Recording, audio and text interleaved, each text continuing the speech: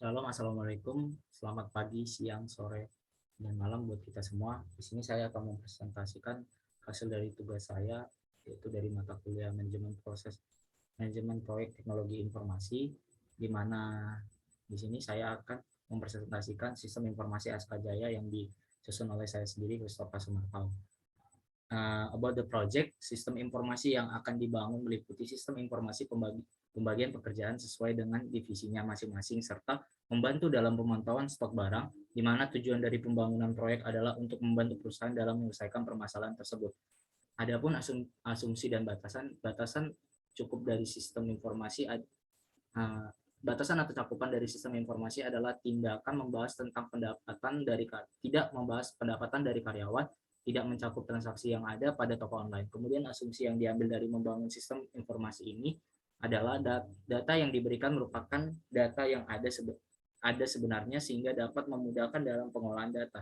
Kemudian ada 4 kebutuhan fungsional yang ada di sistem ini, yaitu sistem dapat mencatat setiap transaksi yang terjadi di kasir, yang kedua sistem dapat memberitahu sisa stok barang, yang ketiga sistem dapat mencatat transaksi dengan supplier, yang keempat sistem dapat menampilkan data transaksi dalam bentuk grafik. Kemudian ada kebutuhan non fungsional, yaitu yang pertama waktu akses dari sistem terhadap basis data cepat, yang kedua antarmuka yang digunakan mudah dipelajari, yang ketiga sistem dapat berjalan di berbagai browser, yang keempat sistem aktif 24 jam, yang kelima sistem dapat menjamin keamanan data dengan autentikasi untuk mengakses basis data, yang keenam sistem dapat mempertahankan fungsi utama dan mudah diperbaiki jika terdapat masalah. Ada deliverables di mana pertama itu business case, berisi analisis dari masalah, kebutuhan, solusi batasan dan resiko untuk menggambarkan proyek yang akan dilaksanakan. Kemudian ada scope statement, di mana scope statement ini informasi yang memberikan pemahaman tentang batasan proyek. Kemudian ada project charter, di mana charter berisi penjelasan singkat dari proyek dan kesepakatan awal antar pengembang dengan pemberi proyek. Kemudian ada work breakdown struktur, di mana berisi informasi pembangunan pekerjaan untuk masing-masing pekerja.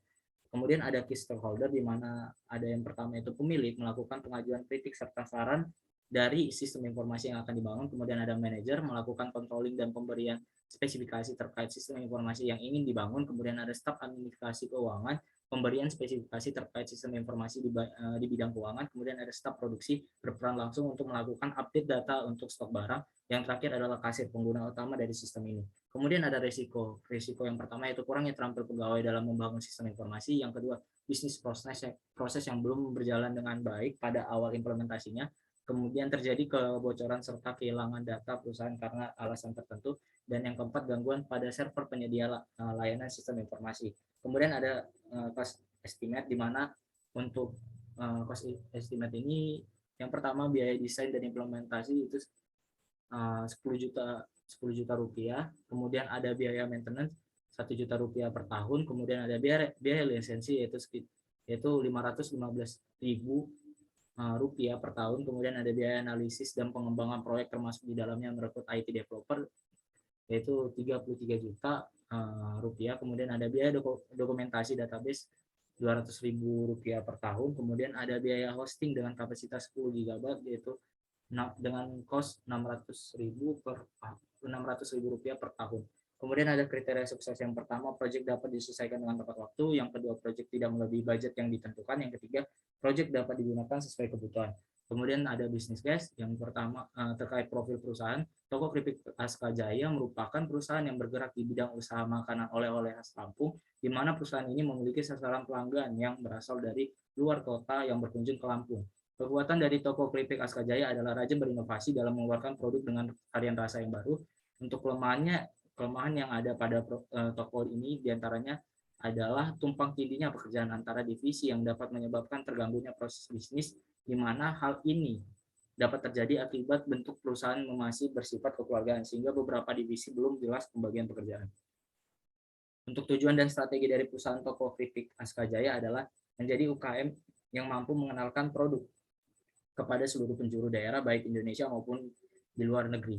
Selain itu, strategi untuk mencapai tujuan tersebut adalah dengan terus berinovasi dan mengikuti perkembangan tren yang ada, mendengar pendapat dari pelanggan, serta memberi pelayanan yang baik, dan terus melakukan promosi di sosial media. Kemudian ada dengan dibentuknya sistem informasi ini, harapan dapat mencapai visi misi dari Toko Aska Jaya. Selain itu, harapan lainnya proses bisnis dari perusahaan yang ada saat ini dapat berjalan lebih baik dinilai dari keefektifan dan juga keefisienannya lagi.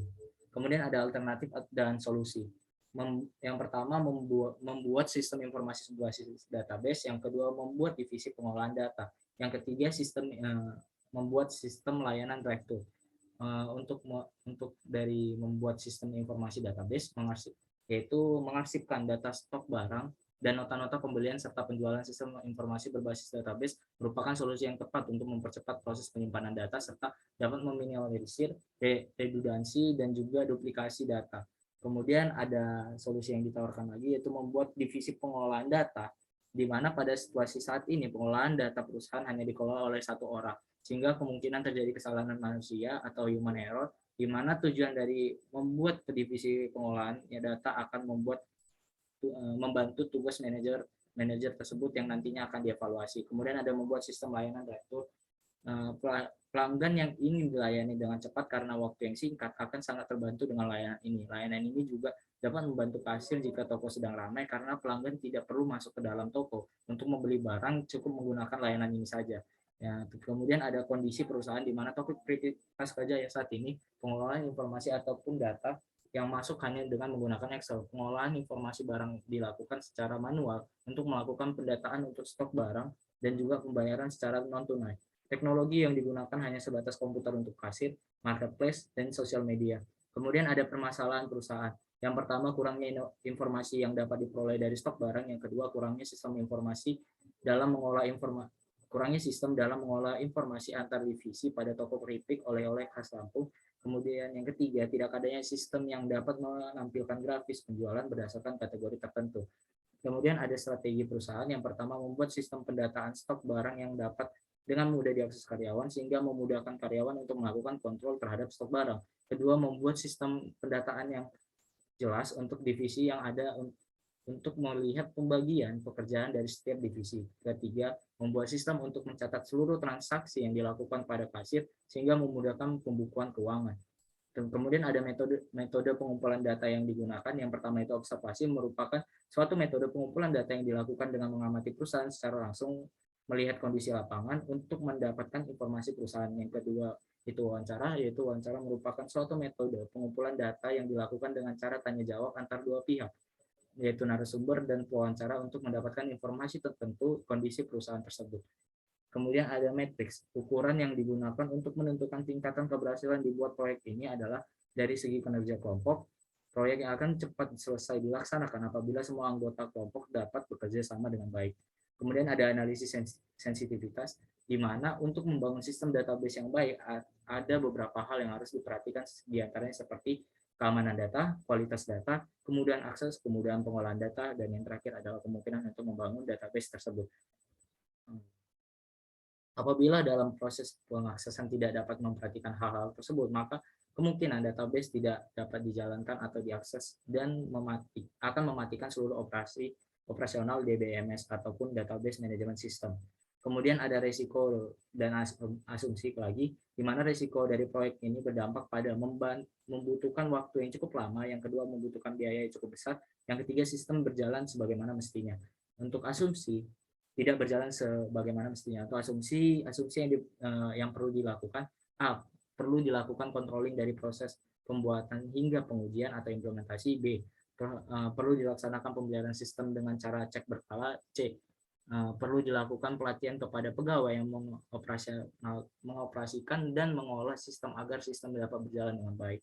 Untuk rekomendasi solusi yang akan kami usulkan adalah alternatif pada solusi pertama, yaitu membuat sistem informasi berbasis database yang di dalamnya terdapat data mengenai mengarsipkan data stok barang dan nota pembelian serta penjualan. Kemudian dana dan dukungan yang dibutuhkan, dana yang berasal dari mana saja, salah satunya adalah karyawan dari perusahaan, proyek, ataupun sponsor. Terima kasih, demikian hasil presentasi saya. Jika ada tutur kata yang salah, saya minta maaf. Dan jika ada yang bertanya, silakan lakukan komentar pada kolom komentar. Terima kasih dan sampai jumpa.